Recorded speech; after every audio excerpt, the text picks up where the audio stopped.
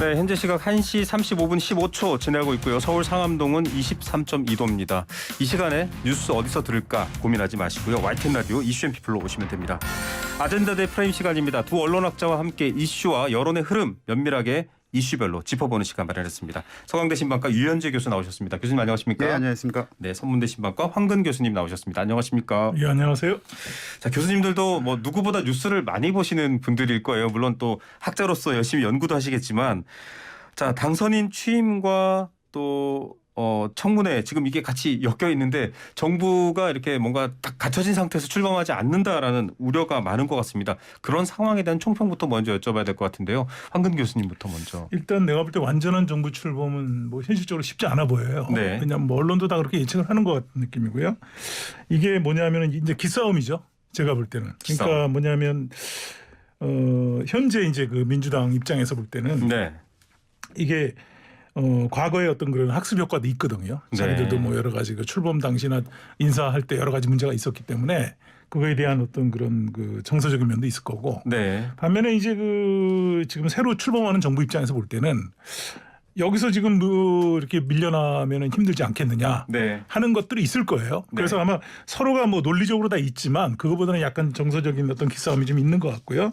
그래서 내가 볼 때는 뭐 한때 언론 보도들이 이렇게 좀 어떤 뭐 적당한 타협한 뭐 이런 얘기가 있었던 것 같은데 네. 그거는 양쪽이 다 부정하는 것 같아요. 지금 네, 아닌 것 패키지는 같은데. 없다. 예, 그렇게 보면 제가 볼 때 갈등은 좀 계속될 것 같고 결국 이 문제는 제가 볼 때는 해결되는 이번 지방자치 선거에서 네. 누가 어느 쪽에 더 손을 들어줬느냐 국민에 따라서 분위기가 반전될 가능성이 높겠다. 여론이 뭐 저는 상황을- 그렇게 보고 있습니다. 네, 네. 여론이 상황을 바꿀 것이다. 예, 이 그렇게 교수님. 보입니다. 예.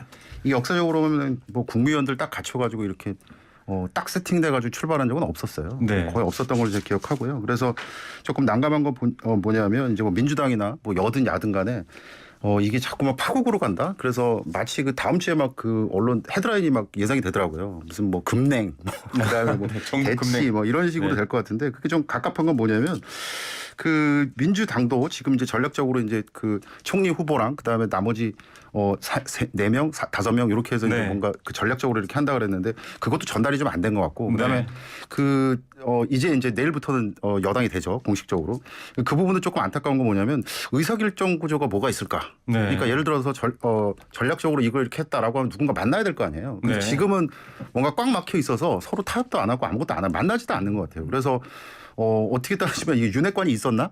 역설적으로 그 생각이 좀 드는 거예요. 그래서 결국은 그 당선인의 입만 바라보고 있는 것은 아닐까. 그래서 전략적으로 네. 빨리 만나서 뭐 이게 되든 저게 되든 좀 해야지만 두 당 모두 얘기하는 무슨 민생 합의 정쟁 없다 뭐 이런 얘기 하지 않습니까? 근데 국민들이 보기에는 결국은 또 정쟁인가라는 생각도 좀 들어서 그 부분이 좀 안타깝고 언론에 부탁드리고 싶은 것은 지금 이렇게 꽉 막혀 있으면 사실은 언론에서 이렇게 뭐 출구라든가 네. 아니면 타협이라든가 중재라든가 지금 사실 뭐 고발이라든가 이런 그 기능은 많이 했는데 그 부분에 있어서 조금 언론이 역할을 좀 해줬으면 좋겠다는 생각입니다. 예, 당선인이 풀어야 될 키. 그다음에 황 교수님께서는 6월 1일 여론의 향배 이렇게 또 포인트를 집어주셨고 저희가 지방선거 뒤에서 얘기해 보겠습니다.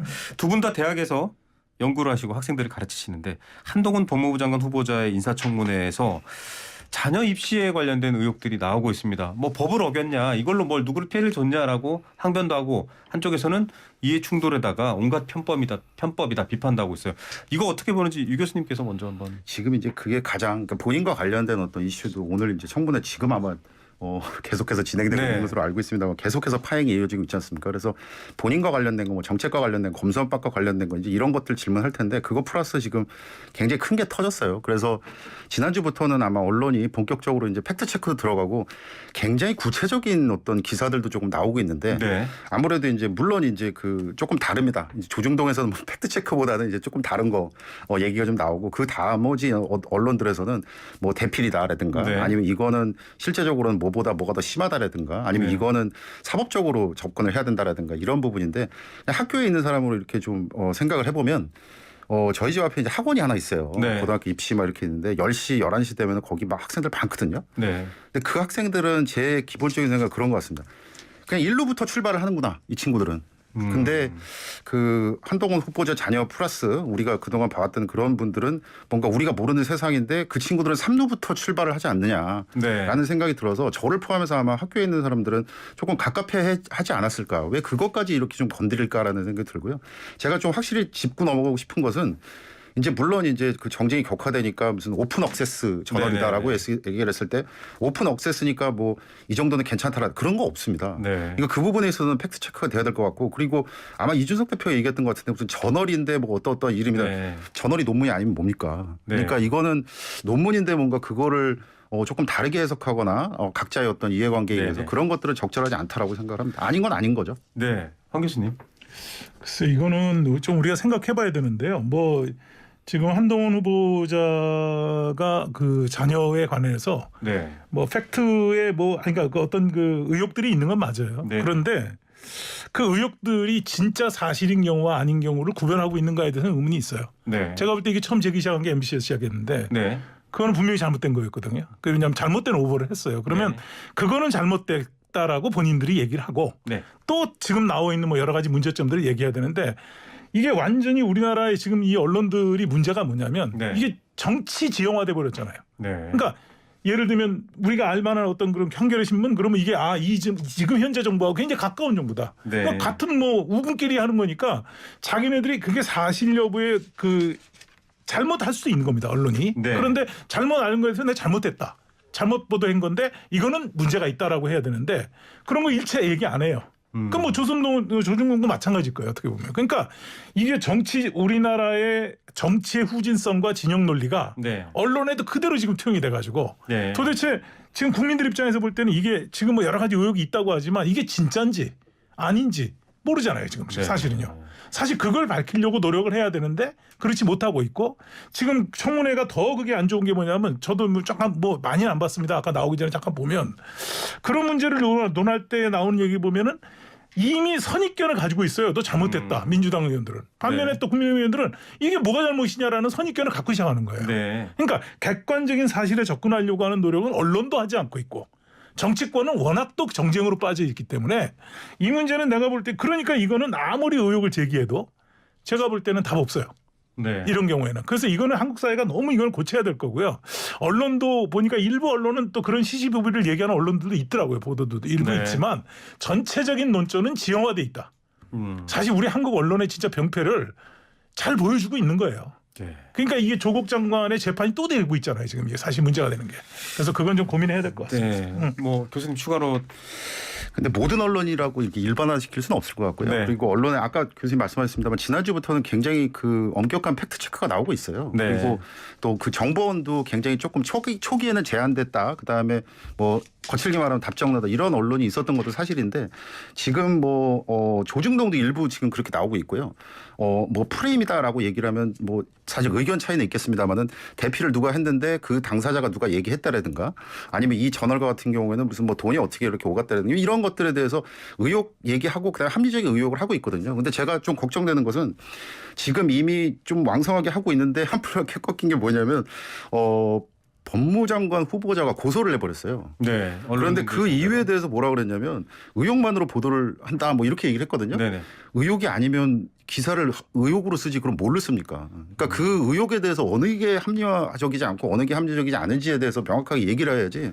이렇게 되면 지금 현 정부 이제 내일부터는 대통령이 될 분도 분명히 뭐라고 얘기했냐면 언론 자유처럼 중요한 건 없다라고 분명히 얘기를 했잖아요. 네. 근데 그게 말의 잔치가 안 되려면 지금 갑자기 무슨 데자뷰처럼 떠오르지 않습니까? 뭔가 자기한테 좀 그 불리한 얘기가 나오면 너 고소하던 분 계시잖아요. 네. 그러니까 그분이 떠올리지 않도록 이게 보면 법무부가 영어로 Department of Justice입니다. 네. Department of Law가 아니에요. 정의부.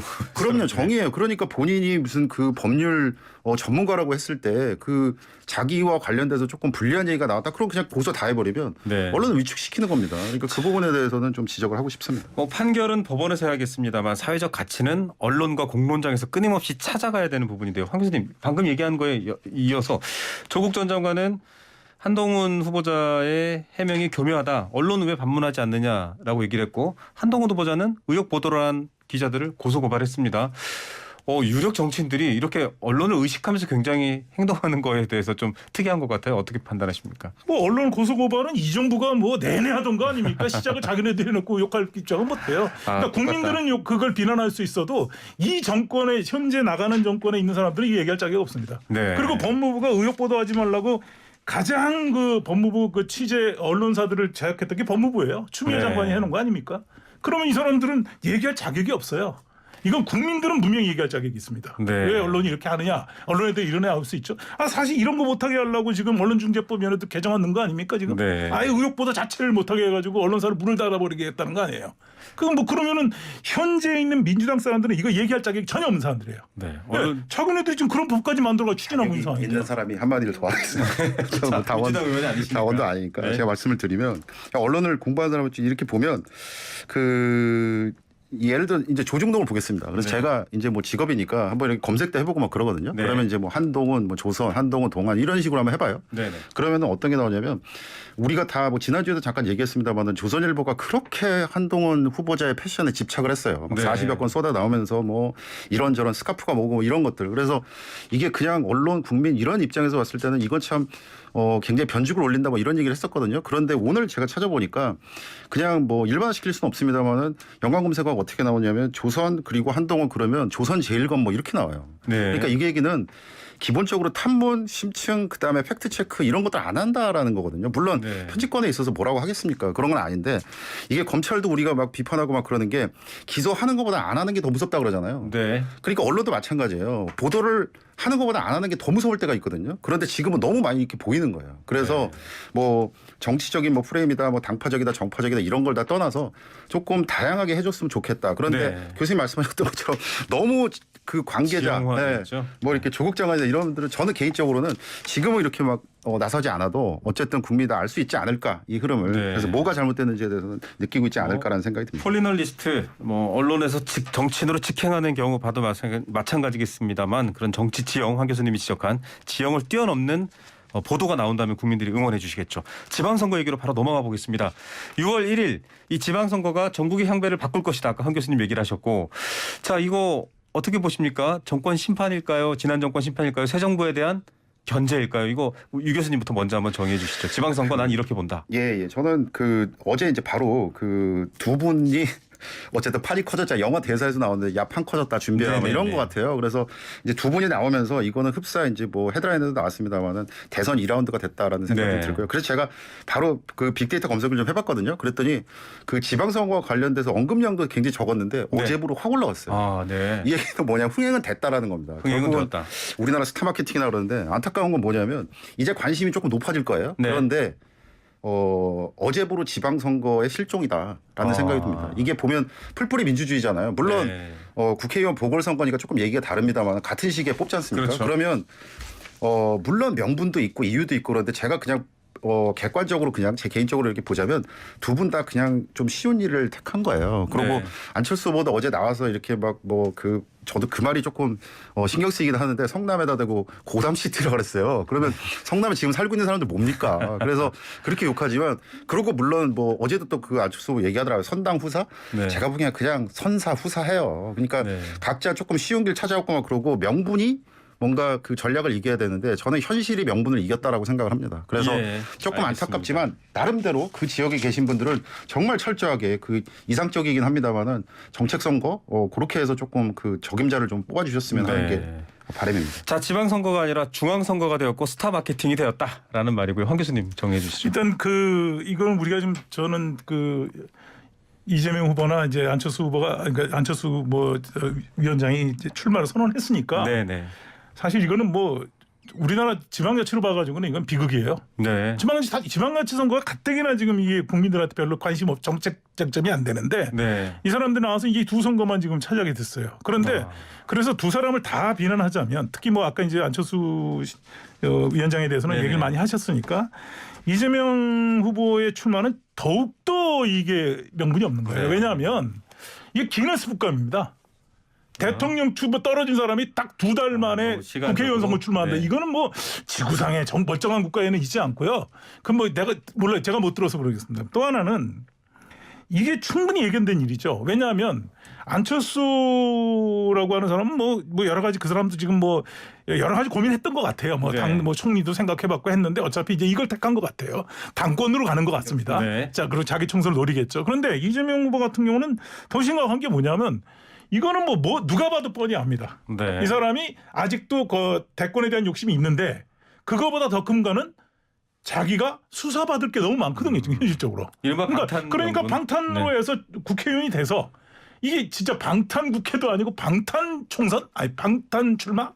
이거잖아요, 이게. 그러니까 이거는 제가 볼 때는 너무 이거 안 좋습니다. 왜냐하면 이게 국민들한테 만약에 이분이 뭐 거기가 워낙 민주당 텃밭이니까 되겠지만 만약에 돼가지고 국회의원이 됐다. 네. 출마한 사람은 또 수사하기 힘들고 선거 중 운동 중이니까 네. 거기다가 됐다. 그러면 진짜 이건 수사하기 힘들잖아요. 이게 과연 이것이 과연 국민들한테 어떻게 받아들여질지 저는 이건 정상이 아니라고 봐요. 네. 이건 안철수 후보가 나가는 것도 저 위원장이 나가는 것도 사실 좀 저는 개인적으로 과연 그게 바람직한가에 대한 의문은 있지만 오늘도 어떤 뭐 아침 뉴스에서 몇 군데를 보니까 그 얘기하더라고요. 우리나라 어떻게 국회의원은 지역 연고 없어도 뭐 등록할 때만 가서 주민등록 바꾸면 출마하는 이런 법을 어떻게 만들어놨냐는 거죠. 네. 이런 거 하면 안 되죠. 그러니까 이런 일이 벌어지는 거예요. 예. 최소한도 뭐 한 6개월 정도는 뭐 거주를 해야 된다든지 그쪽에 무슨 연고가 어느 정도 자기가 활동하는 게 있어야 된다는데 두 분 다 여기하고 뭔 관계 있어요? 제가 네. 볼 때 아무 관계 없었잖아요. 그쪽에 관심도 없다가 연고 얘기가 많이 갑자기 지금 시작됐죠. 선거 뭐 등록하기 직전에 와가지고 가는 게 이게 네. 이게 안 되는 일이에요. 이게. 자, 선사 후사 교수님이 얘기하셨는데 지금 황 교수님은 이재명 후보도 마찬가지 선사 후사다 이런